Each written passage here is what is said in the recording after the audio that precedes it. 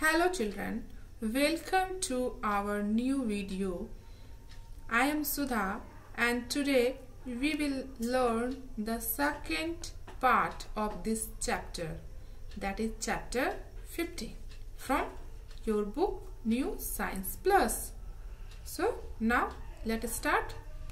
So today's topic is what does soil contains? It means मिट्टी के साथ कौन कौन सी चीजें उसमें रहती हैं। आप तो सिर्फ मिट्टी को देखते हो, बस मिट्टी है, नहीं, उसमें बहुत सारी चीजें उसके अंदर मिली भी रहती है जो हम एक छोटे से एक्सपेरिमेंट से घर पर भी देख सकते हैं।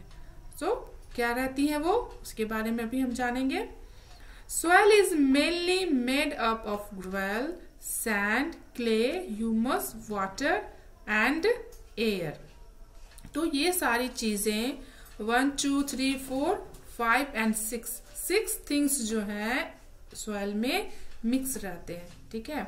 और वो सब है ग्रेवल है, सैंड, क्ले, ह्यूमस। ह्यूमस यहाँ एक न्यू वर्ड है। ह्यूमस मीन्स क्या होता है वो मैं आपको बता रही हूँ। ह्यूमस मीन्स होता है कि ऐसा मिक्सचर जिसमें डेड प्लांट्स होते हैं और एनिमल्स होते हैं जो हजारों साल तक मिट्टी के नीचे दबे रहते हैं। और ये कैसे दबते हैं?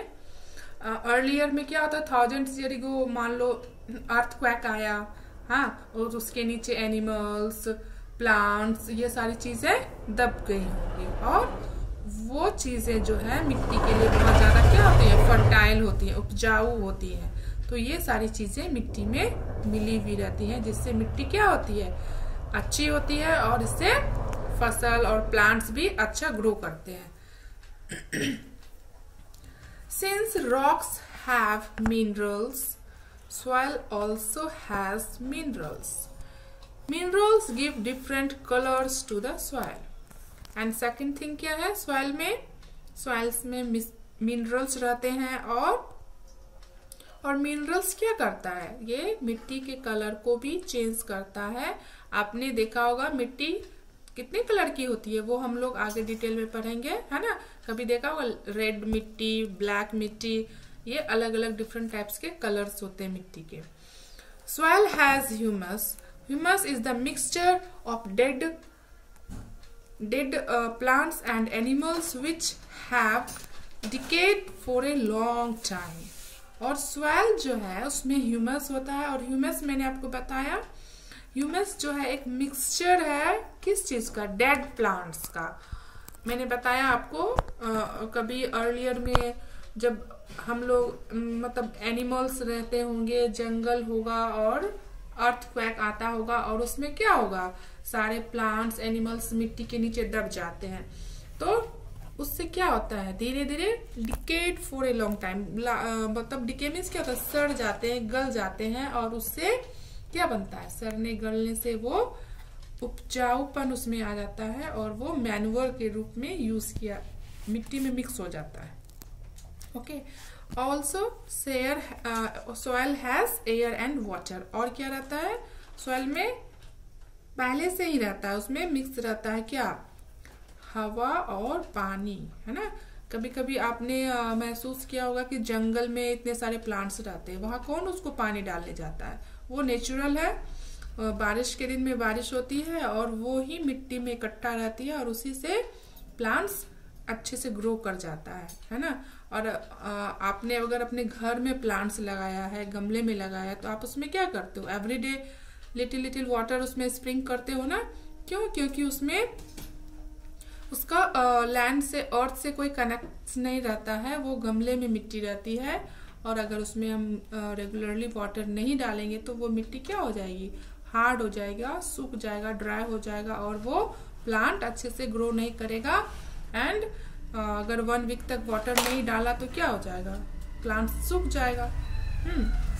बट नेचुरल्स जो रहते हैं वो लॉन्ग टाइम तक विदाउट वाटर के प्लांट्स ग्रो कर जाते हैं। क्यों? क्योंकि वाटर में एयर, सॉइल में वाटर एंड एयर रहते हैं। Okay, soil has germs, insects and टिनी organism which help in growing plants. यहाँ पर आप देखो सॉइल्स में क्या है, जर्म्स भी है, इंसेक्ट्स भी है और टिनी ऑर्गेनिज्म होते हैं, छोटे छोटे कीड़े मकोड़े या जीवाश्म इसको कहते हैं। वो क्या करते हैं, कुछ कीड़े मकोड़े जो है प्लांट्स को हेल्प करते हैं ग्रो करने में, है ना। और इसमें सबसे आगे है अर्थवॉर्म। अर्थवॉर्म क्या करता है, मिट्टी को जाली जाली जैसा बना देता है, जिससे क्या होता है, उसे मिट्टी को ऑक्सीजन अच्छे से मिलती है। जैसा कि आप अर्थवॉर्म का पिक्चर अपने स्क्रीन पर देख सकते हो। ये अर्थवॉर्म को फार्मर्स फ्रेंड भी कहा जाता है, क्योंकि ये प्लांट्स को नुकसान नहीं करता है।